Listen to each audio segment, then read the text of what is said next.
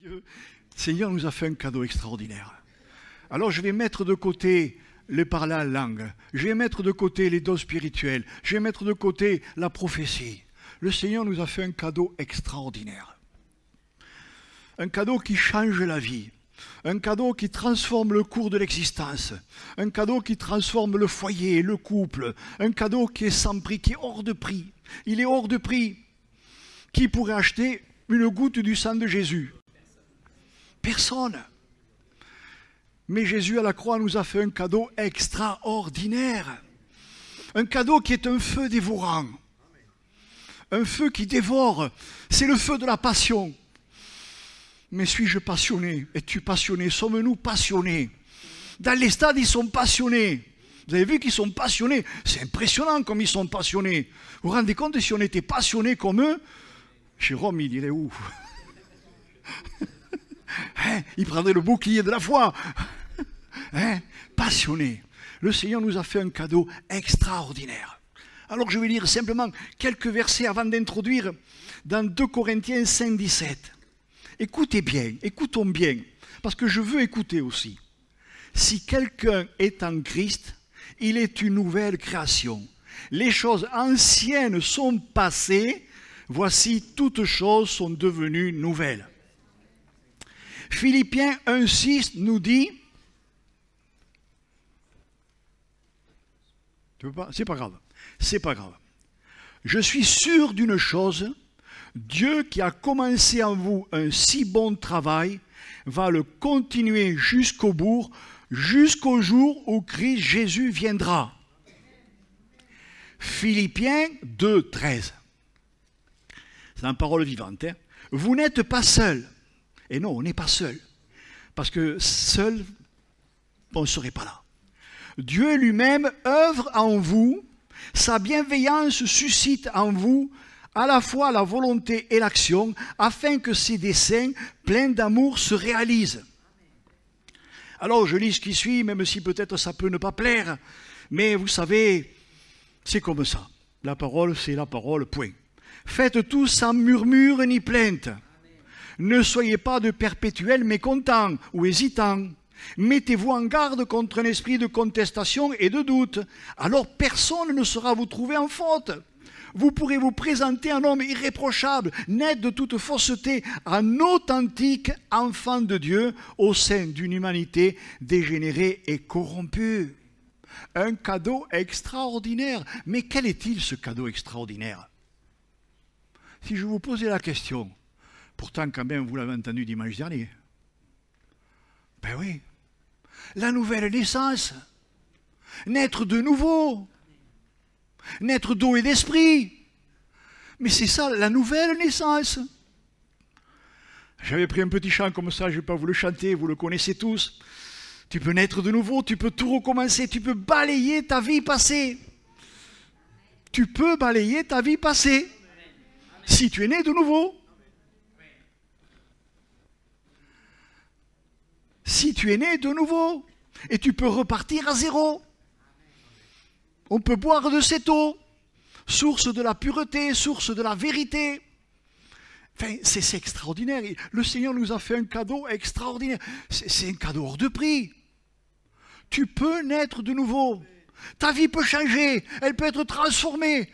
Tout à l'heure, pendant qu'on chantait, j'avais l'impression de voir des violons, des violoncelles qui jouaient tout seuls. Imaginez un petit peu la scène. Il n'y a personne sur l'estrade, il y a les chaînes, mais elles sont vides. Et comme ça, en suspension, il y a les violons qui jouent, le violoncelle qui joue. Imaginez un petit peu. Et toutes les personnes qui auraient dû jouer du violon, ils étaient dans la salle, dans l'auditoire, et ils chantaient, ils louaient, ils adoraient. Des fois, vous allez me dire, il a le drôle de vision, Daniel. Ouais, je suis un peu... Hein? Ça fait du bien quand même. Vous savez, ça fait du bien. Hein? Le Seigneur veut nous faire du bien. On a entendu les dons de prophétie. La tiédeur, mon Dieu, pardon Seigneur pour notre tiédeur. On a reçu de Dieu un cadeau extraordinaire, être né de nouveau. Mais si je suis né de nouveau quand même, je ne peux pas rester ce que j'étais avant.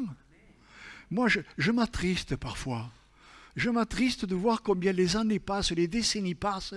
Et parfois, il y a des choses qui ne changent pas. Il n'y a pas de transformation. On est toujours dans la douleur, dans la tristesse, dans la peine. Enfin, c'est horrible. Où elle est la nouvelle naissance là? Où est-ce qu'elle se trouve la nouvelle naissance là? Il y a un problème, il y a une difficulté. J'ai pas saisi ce cadeau, je l'ai pas pris ce cadeau.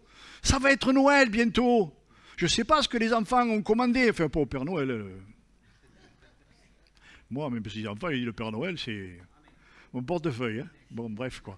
Donc, doucement avec les cadeaux. Hein. D'accord. Mais le Seigneur nous a fait un cadeau.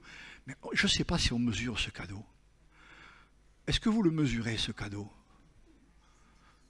Attendez un petit peu. C'est un cadeau sans fond. Et il n'a pas de fond, ce cadeau. Vous ouvrez le carton, vous passez la main, et il n'y a pas de fond. Il est sans fond, ce cadeau. C'est un cadeau de bénédiction, de grâce, d'amour, de bienfait. Et le Seigneur ne demande qu'une chose, mais prends-le, mon cadeau, prends-le, mon cadeau. Saisis-toi de mon cadeau. Mais qui se saisit de ce cadeau? Oh, plusieurs fois dans ma vie, je me suis saisi de ce cadeau. Mais souvent, ce cadeau, on l'a oublié. Et on redevient un petit peu ce qu'on était. C'est terrible, ça. Hein? On en parlait tout à l'heure avec une... Je ne sais plus avec qui, mais enfin, bon, bref. Mais on a tellement besoin... On parlait des épreuves de la vie. Imaginez un petit peu qu'en tant que chrétien, on n'ait plus d'épreuves. Ben, on n'a plus besoin du cadeau. Hein? Ben ouais. Quand tout va bien, on l'oublie tellement vite, ce cadeau. Et le Seigneur qui est bon, il nous envoie des épreuves. J'ai perdu tout le monde là. Hein? Oui. Et cette sœur, j'y disais, mais c'est voulu de Dieu, pour qu'on ne s'éteigne pas, pour qu'on garde la foi, pour qu'on garde le contact avec lui. Quand il y a l'épreuve, qu'est-ce que vous faites? Vous tournez les talons, vous partez, ou vous mettez à genoux et vous dites, Seigneur, Seigneur, viens à mon secours, viens à mon secours. Enfin, moi, c'est ce que je fais. Je sais ce que je fais. Et le Seigneur, il vient à notre secours. Parce que là, le cadeau, il est encore là. Il est encore là, ce cadeau. Le Seigneur nous a donné un cadeau extraordinaire. Il nous a donné son esprit. Son esprit. Son esprit. Et je me dis, Seigneur, pardon, parce que souvent, on peut être nombreux à ne pas ouvrir réellement ce cadeau. On l'a ouvert, oui. On l'a ouvert, c'est vrai. Mais on l'a laissé peut-être un petit peu de côté.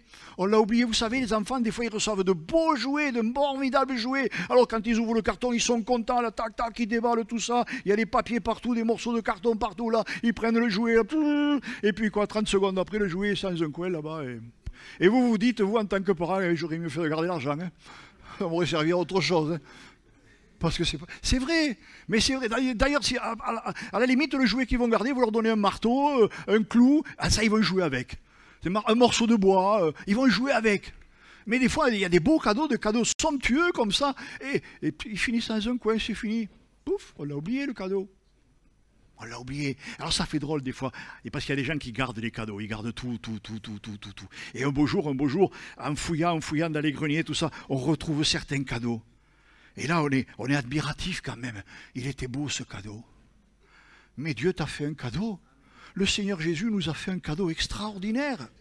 Vous savez, il y avait un homme, il est connu cet homme, mais des fois j'y mets mon nom dessus, il s'appelait Nicodème. On pourrait y mettre Daniel, Romain, Jo, on pourrait y mettre Marius, on pourrait y mettre Monique, on pourrait y mettre Claudine, Marcel, enfin on pourrait y mettre chacun notre nom. Hein. Et il est venu de nuit, de nuit, c'est vrai. C'est vrai que souvent on vient voir Jésus pour pas que les autres nous voient, on vient de nuit. Hein. Surtout qu'on ne nous voit pas, on vient de nuit. Il va vers Jésus comme ça, et Jésus il va lui dire, mais c'est pas possible qu'un homme puisse faire les miracles que tu fais si Dieu n'est avec lui. Alors j'ai aimé cette parole de Jésus parce qu'elle est extraordinaire. Il va lui dire, en vérité, je te le dis, si un homme ne naît de nouveau, il ne peut voir le royaume de Dieu. Et c'est vrai que Nicodème, il va lui dire, mais enfin, Seigneur, je ne peux pas rentrer à le sein de ma mère, c'est pas possible. Parce que ça n'a rien à voir. Rien à voir. Et Jésus, une seconde fois, lui dira, en vérité, je te le dis, si un homme ne naît d'eau et d'esprit, il ne peut entrer dans le royaume de Dieu. Ce qui est né de la chair est chair, ce qui est né de l'esprit est esprit. Ne t'étonne pas que je t'ai dit, il faut que vous naissiez de nouveau. Eh oui, il faut que l'on naisse de nouveau. Je me dis, Seigneur, pardon, parce que des fois, on s'est arrêté sur le bord de la route. Hein. Ah, je pense à nos frères et nos sœurs qui, sur toute la surface de la terre, ont à combattre au quotidien, continuellement. Ils n'ont pas d'autre choix, sinon ils sont morts spirituellement parlant. Et ils tiennent bon, parce qu'ils l'ont saisi, le cadeau. Ils l'ont saisi à pleine main, le cadeau. Ils le tiennent, le cadeau. Il est dans leur cœur, dans leur âme, dans leur esprit. Ils n'ont pas d'autre choix, mais ils aiment ce cadeau. Et pour rien au monde, ils ne voudraient partager ce cadeau. Mais ce cadeau, Dieu l'a fait à tous les hommes. À tous les hommes. Il est écrit, comme Moïse éleva le serpent dans le désert, il faut de même que le Fils de l'homme soit élevé, afin que quiconque croit en lui ait la vie éternelle. Car Dieu a tant aimé le monde qu'il a donné son Fils unique, afin que quiconque croit en lui ne périsse point, mais qu'il ait la vie éternelle. Jean 17,3 nous dit, la vie éternelle, c'est qu'ils te connaissent. Toi, le seul vrai Dieu, et celui que tu as envoyé, Jésus-Christ. Connaître Dieu, connaître Jésus-Christ. La Sainte Seine, dont Jérôme nous parlait tout à l'heure. Faites ceci en mémoire de moi. Souvenez-vous de ce que j'ai fait pour vous. Pour vous, je suis mort. Pour vous, je suis monté à la croix. Pour vous, on m'a cloué sur la croix. Il aurait pu ne pas y aller. Hein? Il était dans un corps de chair, dont il ressentait toutes les douleurs possibles, imaginables d'un corps de chair. On l'a cloué à la croix, cloué à la croix, cloué. Il est mort à la croix pour chacun, il est mort pour moi, et quand je vous dis ça, je dis pardon, pardon Seigneur, en suis-je réellement conscient? Ce cadeau, il vient de la croix. Ce cadeau, il a ouvert la porte.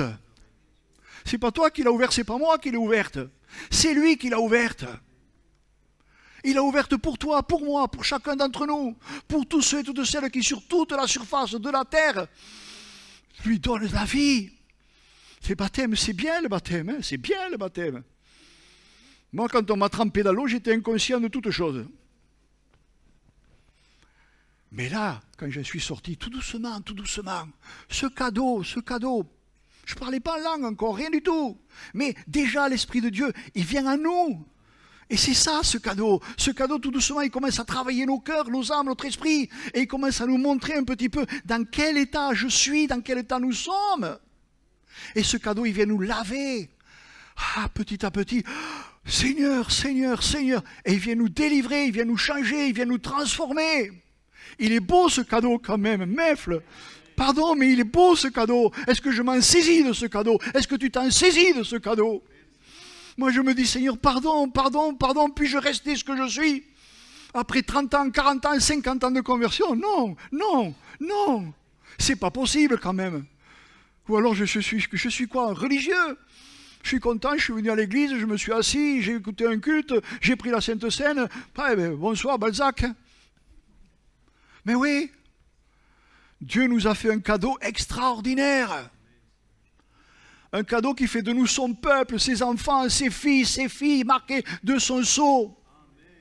Il a fait de nous ses héritiers, il nous a adoptés pleinement, entièrement. Et c'est une adoption pleine et entière. Ça veut dire que les choses anciennes sont passées, toutes choses deviennent nouvelles. Ce qui est derrière, c'est fini. C'est dur ça, hein. Je me mets comme vous, je me mets dans le plat, je me mets dans la sauce, parce que souvent nous l'oublions, je l'oublie. Et quand on l'oublie, on pleure, on gémit, on est triste, on est malheureux. Ah là là, ah, tout va mal dans douce, c'est comme les rhumatismes, on ne peut pas les enlever. Ah Seigneur, hein? Mais il n'y a pas de rhumatisme spirituel. Vous avez de l'arthrose spirituelle, vous? Je n'ai pas vu écrit dans la Bible, moi. Ça n'existe pas. Dieu nous a fait un cadeau extraordinaire. Être né de nouveau, je dirais quelque part, ça ne suffit pas. Je ne peux pas m'arrêter parce qu'on m'a dit, ça y est, tu es né de nouveau. Alors moi, excusez-moi, mais ça va loin. Ah, je me tenais devant le Seigneur et je lui demandais pardon. J'ai pas pris conseil, je t'ai pas demandé conseil, je me suis pas agenouillé, je vous l'ai dit il n'y a pas longtemps. Et là, mais alors, j'ai réalisé, vous vous rendez compte, après 40 ans de conversion. Pas peur de vous le dire. Hein. Je réalisais Seigneur me donnait de réaliser que j'avais besoin, dans la vie de l'esprit, d'aller plus loin.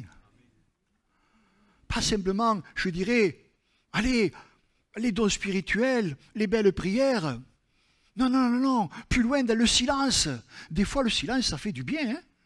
Vous n'aimez pas le silence, des fois? Il y a des silences qui sont agréables, hein? Parce que c'est le vent de l'esprit qui passe. Et oui, et c'est pas pareil, là. Là, il n'y a pas de lourdeur, là. Hein? Il n'y a pas de lourdeur, là. Tout est léger. Tout est léger. Tout est très calme, transparent. Là, on sent la présence de Dieu, on sent la présence de Jésus, on sent qu'il vient s'asseoir à côté de nous. Tu sais que Jésus est assis à côté de toi?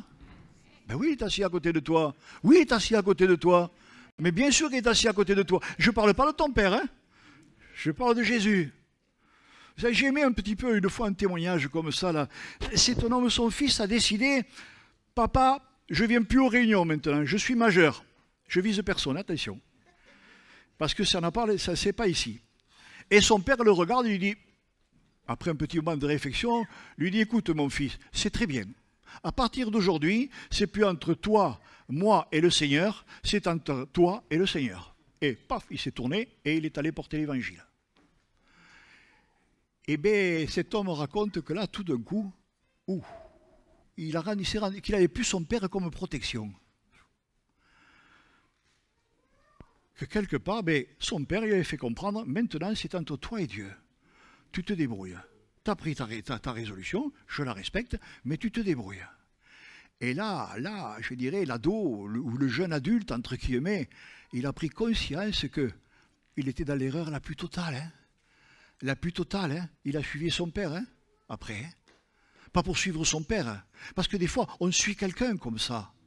Non, il a suivi Dieu, il a suivi Jésus-Christ, qui lui montrait le chemin. La nouvelle naissance. La nouvelle naissance. Romains 8, 26 nous dit, l'Esprit Saint aussi nous vient en aide, nous qui sommes faibles. Nous ne savons pas prier comme il faut. Alors l'Esprit Saint lui-même prie pour nous avec des gémissements que la bouche ne peut pas redire. Mais Dieu voit les fonds des cœurs. Il sait ce que l'Esprit veut demander. Oui, l'Esprit Saint prie comme Dieu le veut pour ceux qui lui appartiennent. Romains 8, 26. Est-ce que j'appartiens à Jésus? Vous savez, quand je me tenais à genoux comme ça, tout d'un coup j'ai dit, mais pardon Seigneur, pardon. On l'oublie tellement souvent. On oublie tellement souvent ce cadeau qu'il nous a fait, ce merveilleux cadeau. C'est un cadeau. On ne le méritait pas, hein? Des fois, peut-être, vous faites des cadeaux à vos enfants parce qu'ils ont bien travaillé à l'école. D'ailleurs, les enfants, ils savent le faire. Hein? Ils vont bien travailler à l'école le dernier trimestre ou le dernier mois, comme ça, pour avoir un beau cadeau. Tu fais comme ça? Non, tu fais pas. Ah, c'est bien ça. Tu auras 2 cadeaux alors. Enfin, j'espère. Je ne veux pas trop m'avancer. Hein? Mais ouais, Dieu, le Seigneur m'a fait un cadeau extraordinaire. Vous vous rendez compte un peu, je suis vivant par la grâce de Dieu. Tu es vivant par la grâce de Dieu. Tu es là ce matin par la grâce de Dieu. Prends-en conscience. Nous avons besoin d'en prendre conscience. Tu n'es pas là pour occuper une chaise. Peut-être que tu dis je suis inutile. Mais non, tu n'es pas inutile. Il n'y en a pas d'inutile ici. Ben non, il n'y en a pas d'inutile. Il n'y en a pas.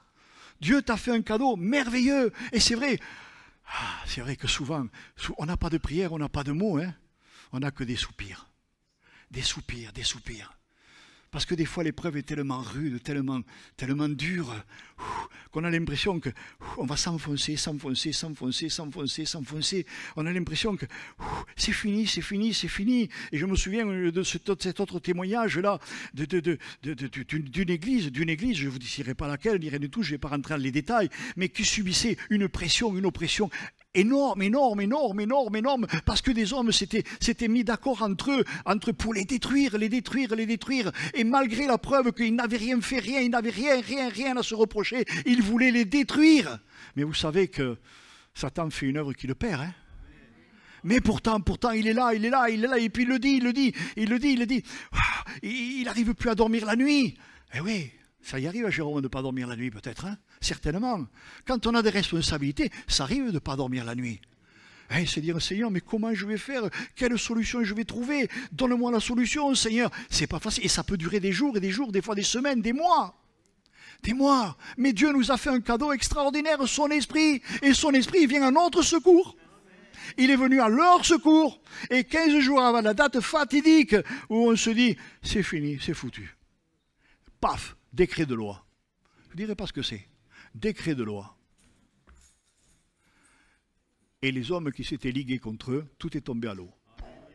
Ah, ils ont essayé quand même, ils voulaient forcer la route. Mais ils n'ont pas pu forcer la route. Et ça a sauvé l'église locale. Sinon, ils disaient, on pouvait fermer les portes. Vous voyez un petit peu? Mais c'est dur, il y a de sacrés combats. Hein? Il y a des combats qui sont tenaces. Hein? Il faut tenir. Ça vous est jamais arrivé? Moi, ça m'est arrivé. Et c'est au dernier moment, à la dernière extrémité, vous êtes là, devant le Seigneur, vous n'en pouvez plus. Mais Seigneur, comment je fais? Vous avez l'impression que tout s'effondre. Et là, tout d'un coup, l'Esprit vient à votre secours, là, au dernier moment. Au dernier moment. Et d'ailleurs, c'est souvent comme ça. J'ai remarqué, pardon Seigneur, d'avoir attendu si longtemps. Mais j'ai remarqué encore une fois combien le Seigneur, au dernier moment, pouf, il vient ouvrir la porte. Son esprit est là. Il nous a donné son esprit. Je continue dans Jean 16, 17. Jean 16, 7. Je vous le dis en vérité, il vous est avantageux que je m'en aille, car si je ne m'en vais pas, le consolateur ne viendra pas vers vous. Mais si je m'en vais, je vous l'enverrai. Jean 14, 26. Le conseiller, l'Esprit Saint que le Père enverra de ma part, vous enseignera toutes choses et vous aidera à les comprendre. Il vous remettra en mémoire tout ce que moi-même je vous ai dit. Je pars, mais je vous laisse la paix. C'est ma paix que je vous donne. Ce cadeau n'a rien de commun avec ce que le monde peut donner avec sa paix à lui. C'est pourquoi cessez d'être inquiets et de vous laisser troubler. Bannissez toute crainte de vos cœurs. Je me dis, Seigneur, pardon, mon Dieu. Des fois on lit, mais je crois que quelquefois les mots de la Bible devraient sortir de la Bible comme ça et s'accrocher à notre visage. Vas-tu comprendre ce que je veux te dire? Arrête d'être inquiet. Je sais que ce n'est pas évident parce que ça m'arrive tellement souvent d'être inquiet. Je ne vais pas jouer Superman de la foi. Des fois, oui. Vous avez compris ce que je veux dire, hein? Mais Dieu m'a fait un cadeau. Il m'a donné de son esprit. Il est venu vivre en moi. Il vit en toi. Il vit en nous. Peut-être que ce matin, tu ne l'as pas reçu. Tu peux le recevoir. Tu peux le recevoir. Il n'est pas réservé à une élite. Non, pas du tout. Il est réservé à tout le monde, à tous les mondes, aux enfants, à tout le monde. Tu peux le recevoir. Et tu reçois sa paix. Vous savez, c'est bon quand l'épreuve est là et que tout d'un coup elle disparaît et que Jésus nous donne sa paix.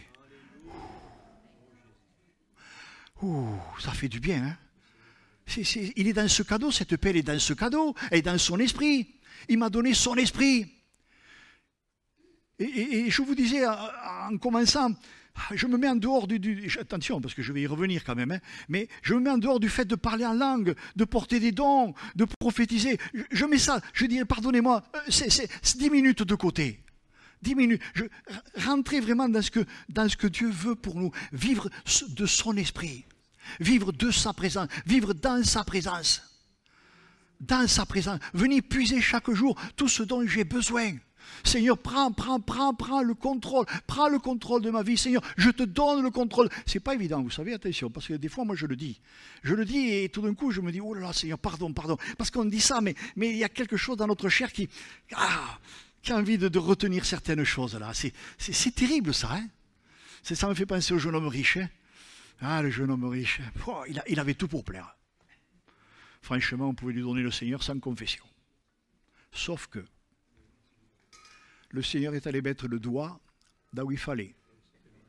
Tu veux être parfait? Parfait. Et il est parti. Mais le Seigneur veut qu'on soit parfait.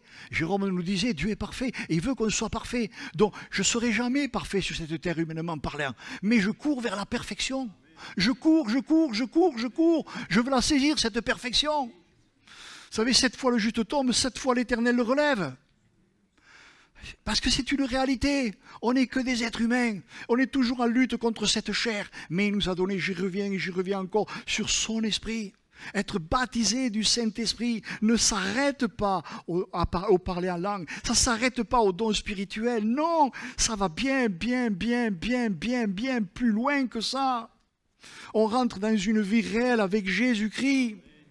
Vous savez, l'apôtre Paul, c'est beau quand on lit Paul. Hein. Ça, honnêtement, c'est extraordinaire. Hein. Il aura ces mots, et peut-être que ce matin, tu en es là. Misérable que je suis. Hein, Romains 7. J'ai dû te le mettre, bon, mais je ne me rappelle pas trop. Hein. Misérable que je suis, qui me délivrera de ce corps de mort? Quel déchirement terrible! Une autre version nous dit, infortuné que je suis, qui me libérera de l'emprise de ma nature pécheresse? Qui affranchira mon corps de l'esclavage et des mauvais instincts? Et là, l'apôtre Paul, il a une réponse qui lui vient de suite derrière. Parce qu'elle vient par l'onction du Saint-Esprit. Dieu merci, Romains 8, Dieu merci. Il existe une issue, Dieu lui-même m'a délivré par Jésus-Christ notre Seigneur. Livré à moi-même et à mes propres forces, je suis d'un côté lié à la loi de Dieu par ma conscience et ma raison, mais de l'autre, je suis, dans ce que je vis concrètement, esclave de la loi du péché. Romains 8, 1. C'est clair quand même. Ah Seigneur, pardon. Maintenant, il n'y a plus de condamnation pour ceux qui appartiennent à Jésus-Christ. Je m'arrêterai là. Est-ce que tu appartiens vraiment à Jésus-Christ? Est-ce que j'appartiens vraiment à Jésus-Christ? Posons-nous un petit peu la question. Seigneur, est-ce que je t'appartiens? Je ne dis pas ça pour culpabiliser qui que ce soit. Surtout pas, surtout pas, surtout pas. Je me la pose la question. J'appartiens à Jésus-Christ. Il y en a un qui voudrait nous faire croire qu'on n'appartient pas à Jésus-Christ. Mais ce n'est pas lui que tu dois écouter. Tu dois écouter celui qui te dit, tu es mon fils, tu es ma fille. Et c'est ça qui a quelque chose de particulier. Maintenant, il n'y a plus de condamnation pour ceux qui appartiennent à Jésus-Christ. Si nous sommes unis à lui, nous n'avons donc à redouter aucune sentence contraire, car nous vivons à présent sous un nouveau régime, la nouvelle naissance. Celui du Saint-Esprit. Cet esprit nous donne la vie qui était dans le Christ Jésus et nous introduit dans la communion avec lui. Cette puissance vivifiante de l'esprit me soulève, me transporte. Hors du cercle vicieux du péché et de la mort. Cet ordre nouveau me permet d'échapper au régime du mal qui me menait à la ruine. J'aime ces mots de Paul. C'est bizarre, depuis quelque temps, je les aime plus qu'avant. Alors je vais vous les donner. 1 Corinthiens 9, 27. Je traite durement mon corps et je le tiens assujetti de peur d'être moi-même désapprouvé après avoir prêché aux autres. Je vous prêche ce matin. Je vous prêche conscient de ma nature pécheresse, conscient que sans Jésus je suis rien du tout, conscient que je suis comme vous, je ne suis pas plus que vous. Ce n'est pas parce que je suis sur une estrade que je suis plus que vous, absolument pas. Mais absolument pas.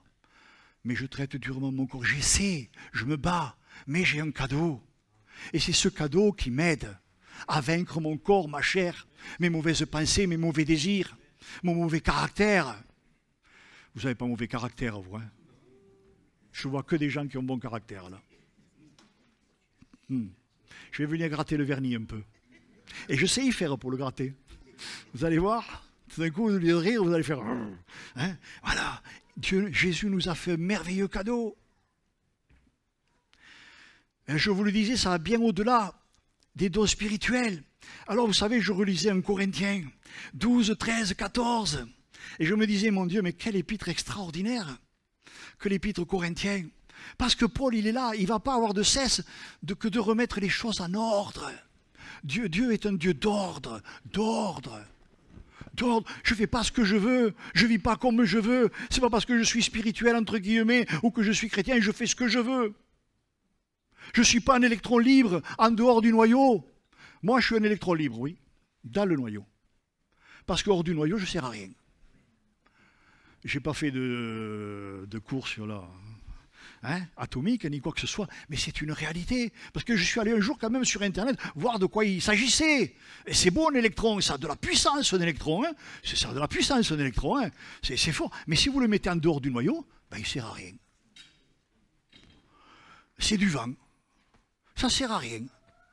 On peut faire de belles prières, on peut tout ce que vous voulez. C'est du vent, ça sert à rien. Par contre, si vous êtes dans le noyau, et c'est quoi le noyau? Le noyau, c'est le corps de Christ. Le Seigneur, il a voulu qu'on soit un corps, mais au-delà des mots, un corps, un véritable corps, un corps qui est ensemble. Et l'église locale, c'est un corps. Imaginez qu'il n'y ait pas d'église locale. Ça n'existe plus. Comme disait, je crois, Jérôme, il y a quelque temps de ça, il y a des mouvements comme ça. Nous n'avons plus besoin de pasteurs, nous n'avons plus besoin d'anciens, nous n'avons plus besoin d'église. Non, non, non. Je vis ma foi, je fais partie de l'église universelle. Waouh! Ben moi, excusez-moi, je m'ennuierais. Je m'ennuierais, on en a besoin. Le corps, il se soutient, le corps. Le corps, il a besoin de tous ses membres, il a besoin des pieds, des mains, des bras, il a besoin de la tête, il a besoin du corps, il a besoin de tout le corps, tout le corps. Et j'aime bien cette image, hein, et il y a des parties du corps qu'on ne voit pas, hein, mais on en prend soin très particulièrement. Mais c'est ça le corps. Être un corps, un ensemble qui marche ensemble, qui vit ensemble, qui loue ensemble, qui travaille ensemble, qui œuvre ensemble. C'est profond ça, hein. 1 Corinthiens 12, 14, c'est beau, c'est beau. Il nous cite les dons, tout ça. Alors, j'ai juste pris quelques passages comme ça, parce que je n'ai pas le temps d'aller trop loin quand même. Hein. 1 Corinthiens 12, 7, il nous dit, les dons qu'il nous accorde nous sont toujours conférés en vue du bien commun. Première chose. C'est pour être utile aux autres. Deuxième chose. Que l'Esprit donne à l'un une parole pleine de sagesse, Pas, Seigneur, je parle la langue, t'as vu, wow.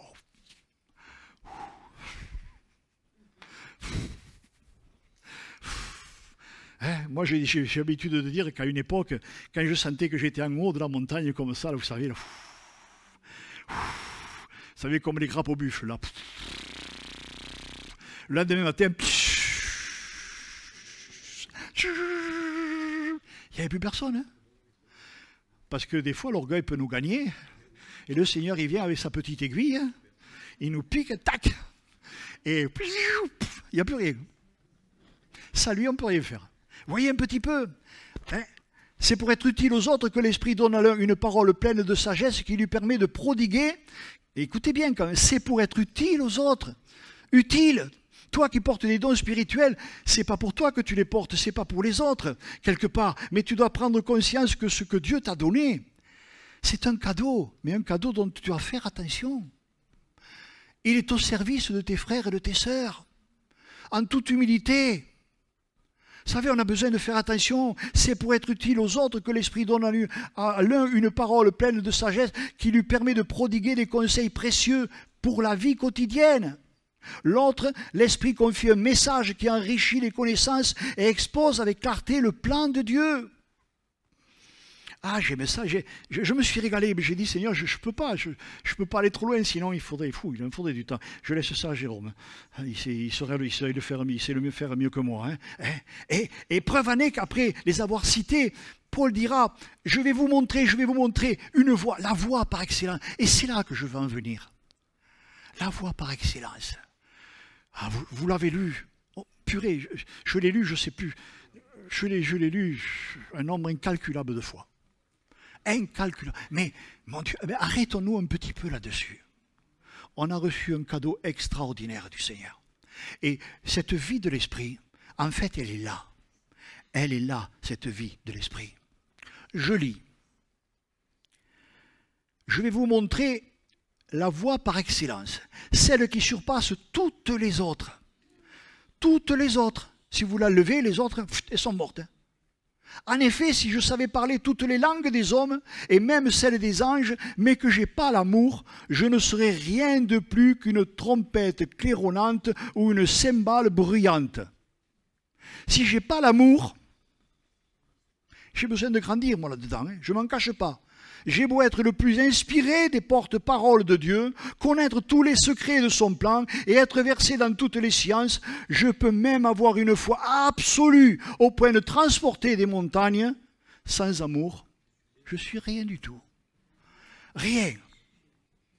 Quand je me dépouillerai de tous mes biens, pour la nourriture des affamés, quand je distribuerai en aumône tout ce que je possède, quand même je me ferai brûler pour mes convictions, si je n'ai pas l'amour, cela ne me sert de rien. Celui qui aime, et c'est là, Ah, quand même, mon Dieu Seigneur, le cadeau. Je dis, Seigneur, pardon, tu nous as fait un cadeau extraordinaire. Je crois que tout est là, tout est là. Le secret de la vie spirituelle, il est là. Il va développer tout le reste derrière. Tout le reste derrière. On n'a pas l'habitude souvent de prendre des images d'une belle voiture, d'une extraordinaire voiture, mais vraiment belle, avec des sièges en cuir, avec tout ce que vous voulez, possible, imaginable, vraiment, vraiment. Vous pouvez sortir dehors, vous allez frimer là. T'as vu la voiture que j'ai? Mais si tu n'as pas les moyens d'y mettre de l'essence, va là, achète une 2 chevaux.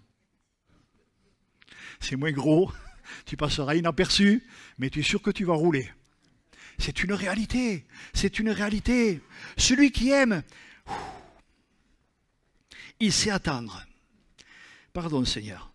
Son cœur est largement ouvert aux autres, il est serviable, plein de bonté et de bienveillance. Il cherche à être constructif et se plaît à faire du bien aux autres.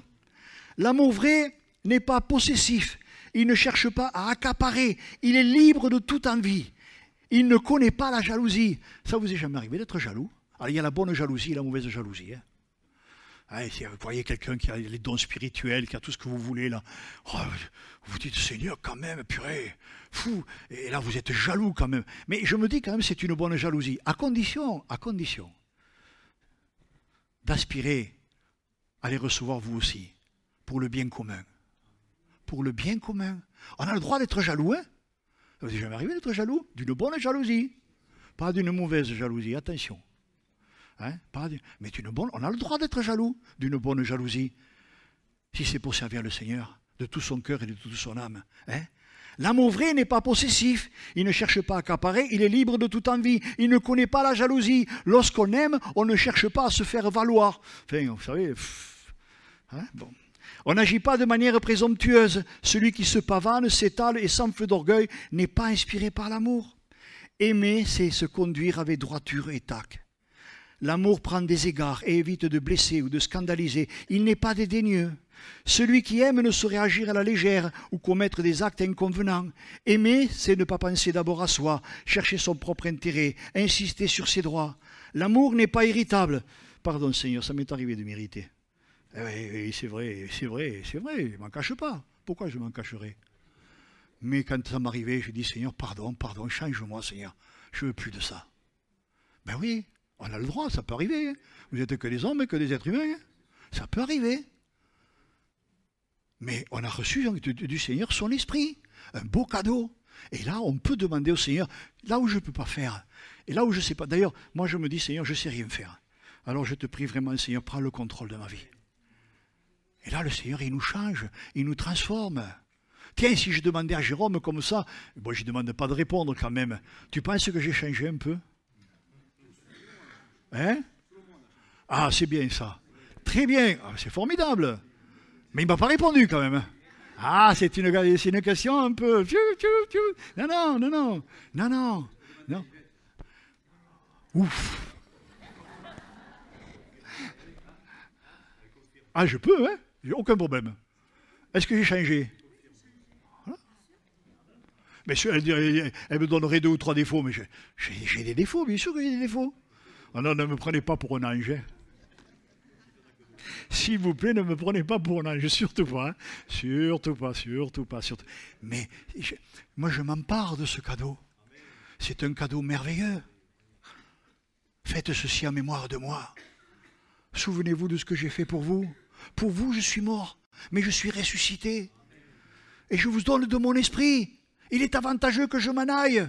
Jésus était pressé de partir, il voulait partir, parce que tant qu'il était sur terre, il ne pouvait pas donner ce merveilleux cadeau. Mais dès qu'il est monté au ciel, il l'a répandu. Il a répandu son esprit. Les 120 qui étaient dans la chambre haute, tout d'un coup, là, depuis, ils étaient en prière, là, depuis, je ne sais plus, je ne me rappelle plus le nombre de jours. Bon, c'est pas grave, mais ils s'attendaient au Seigneur, et tout d'un coup, l'Esprit Saint les a remplis. Mais pas simplement pour parler en langue. Ils étaient des témoins vivants auprès de toute la population. Les gens les voyaient vivre et ils se convertissaient par leur manière de vivre. Vous voyez un peu, ça va plus loin que ça. Peut-être tu parles en langue, moi aussi je parle en langue. On parle peut-être tous en langue. Et face le Seigneur qu'on parle tous en langue, absolument. Mais je veux rentrer dans la profondeur de la vie de l'Esprit. dans la profondeur de l'amour. L'amour n'est pas irritable, il ne s'irrite pas contre les autres, il n'est pas susceptible. Ah là, ce mot susceptible, mon Dieu, moi ça m'arrive de l'être. Mais Seigneur, j'en veux pas, j'en veux pas, j'en veux pas, j'en veux pas.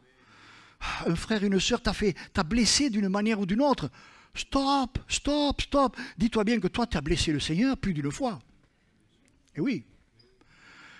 Mon ami, peut-être que tu en es là ce matin, mais tu as blessé le Seigneur. Combien de fois tu as blessé le Seigneur? Combien de fois tu l'as blessé? Est-ce que lui, il a de la susceptibilité vis-à-vis de toi? Absolument pas. Il te demande de pardonner. Vous savez, ça fait du bien de pardonner. Je vous assure que je l'expérimente presque chaque jour. Mais c'est assez bizarre, c'est particulier. C'est comme si, des fois, la personne revient, c'est comme si elle n'était jamais partie, c'est comme si tout était comme avant. Il n'y a pas de blessure, il n'y a rien. Vous voyez, il n'y a pas de problème, il n'y a pas de difficulté. C'est beau quand même. Mais c'est l'œuvre de qui? C'est pas mon œuvre. C'est l'œuvre du Saint-Esprit. L'amour n'est pas susceptible. Quand on aime, on ne médite pas le mal et on ne le soupçonne pas chez les autres. Si on subit des torts, on n'en garde pas rancune. Mon Dieu, pardon mes frères et mes sœurs si peut-être un jour ou l'autre je me suis trompé. Oh, j'en ai fait des erreurs, hein. On en fait des erreurs. Hein. Pardon, pardon, pardon. Qui n'en fait pas des erreurs? Mais on n'en garde pas rancune. Ça sert à quoi la rancune? C'est un cancer qui vous mange de l'intérieur. Il vous dévore de l'intérieur. Il vous hachure de l'intérieur. Et il y en a un qui se régale. Il se régale à vous hachurer, à vous hachurer, à vous hachurer.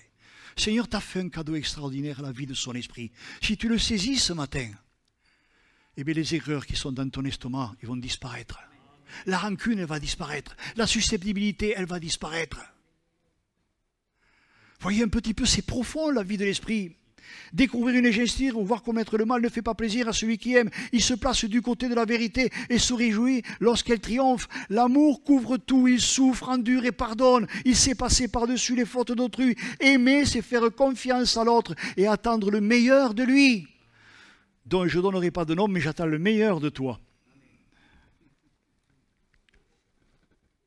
C'est espérer sans faiblir, sans jamais abandonner. C'est savoir tout porter, tout surmonter. L'amour n'aura pas de fin. C'est là qu'est la voie par excellence. J'approche de la fin. Vous ne faites pas de soucis. Encore 1h30 et c'est bon. Et là, je connais quelqu'un qui va se régaler de me passer une petite savonnette. La voie par excellence. Rien ne se fait sans l'amour. On en parlait tout à l'heure pendant qu'on priait avec une sœur. Sans l'amour, il n'y a plus rien. Dieu est amour. Je vous le répète, je vous le répéterai jusqu'au bout. Dieu est amour. Sans amour, plus rien n'existe. Plus rien n'existe. 1 Jean 4,7 nous dit, bien-aimés, aimons-nous les uns les autres, car l'amour est de Dieu, et quiconque aime est né de Dieu et connaît Dieu. Est né de Dieu et connaît Dieu.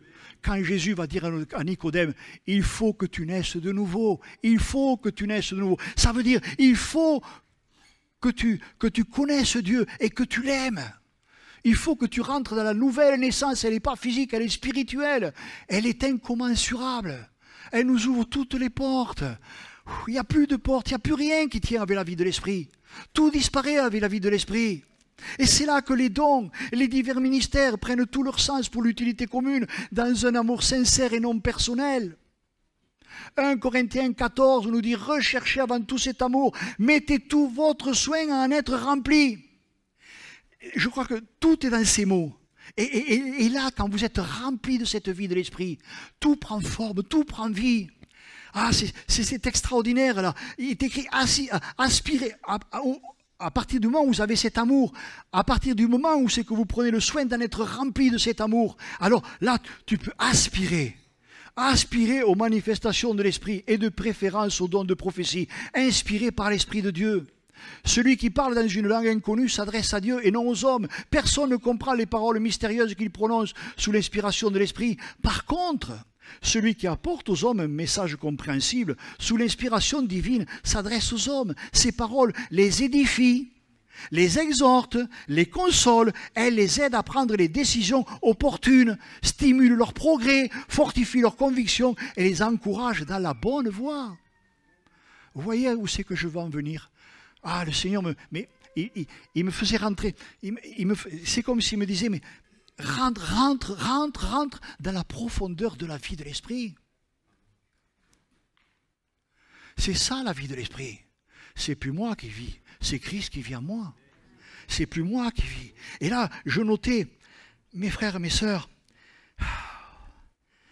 il ne peut pas y avoir, vous ne pouvez pas tous monter sur l'estrade. Eh non. Ben non. Mais vous êtes tous utiles. Pendant qu'on priait, j'avais l'impression que l'aspirateur se passait tout seul. Que la serpillière passait toute seule, le manche était tout seul, il n'y avait personne qui le tenait.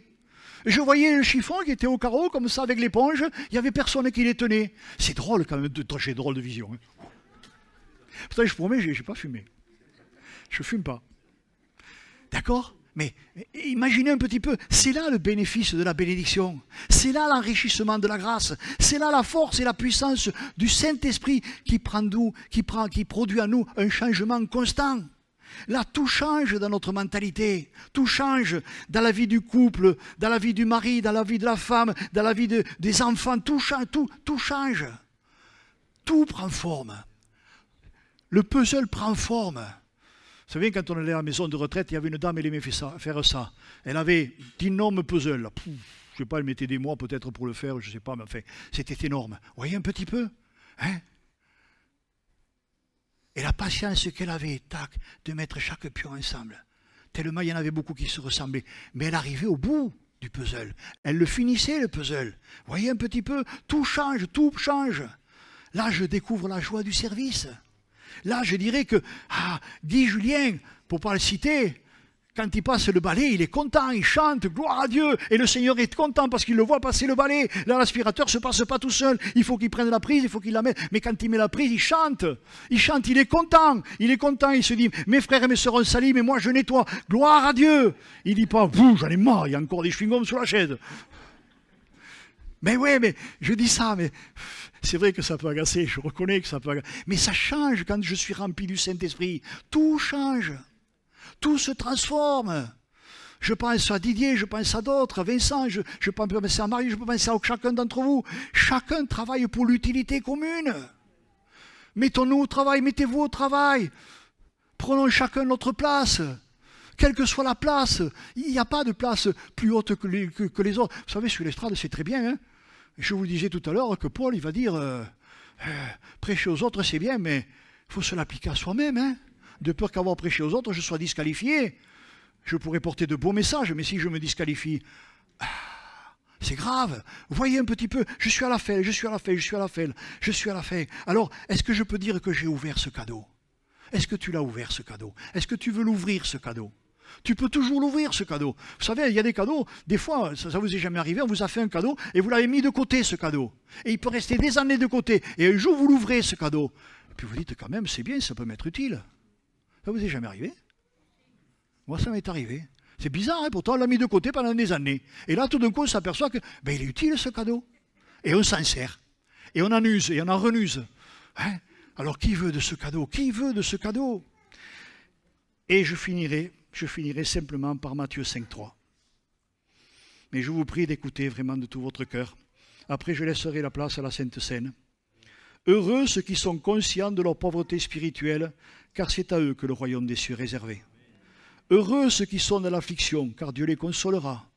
Heureux ceux qui sont humbles et doux, ceux qui renoncent à leurs droits, car Dieu leur donnera la terre entière en héritage. Heureux ceux qui aspirent de toute leur force à vivre comme Dieu le demande, car ils seront pleinement satisfaits. Heureux ceux qui ont un cœur compatissant, sensibles à la misère d'autrui, car Dieu aura compassion d'eux. Heureux ceux qui sont sincères et droits, car ils verront Dieu. Amen. Amen. Seigneur, combien nous te rendons grâce. Oh oui, Seigneur, nous te rendons grâce, je te rends grâce, nous te rendons grâce, Seigneur. Tu nous as fait un merveilleux cadeau, Seigneur. Et nous te demandons pardon, de le mettre si souvent de côté. De ne pas, Seigneur, en mesurer la teneur, la profondeur, la hauteur, mon Dieu. Seigneur, pardonne-nous, Seigneur, mon Dieu. Fais-nous grâce, là encore ce matin. Nous l'avons dit tout à l'heure, si ton peuple sur qui est invoqué ton nom, prie, s'humilie et cherche ta face, tu guériras son pays, Seigneur. Ce n'est pas des mots d'avant, Seigneur. C'est des mots qui sont toujours d'actualité, Seigneur. Alors, Seigneur, merci, merci, Seigneur. Merci, mon Dieu, Seigneur, merci d'avoir été simplement un porte-parole, Seigneur. Je suis qu'un vase d'argile, Seigneur, mon Dieu. C'est toi qui, par ton esprit, fais tout le reste, Père bien-aimé. Combien tu es grand, Seigneur, et combien je te remercie avec mes frères et sœurs, parce que nous avons choisi la meilleure part, celle que personne ne peut nous ôter. Amen.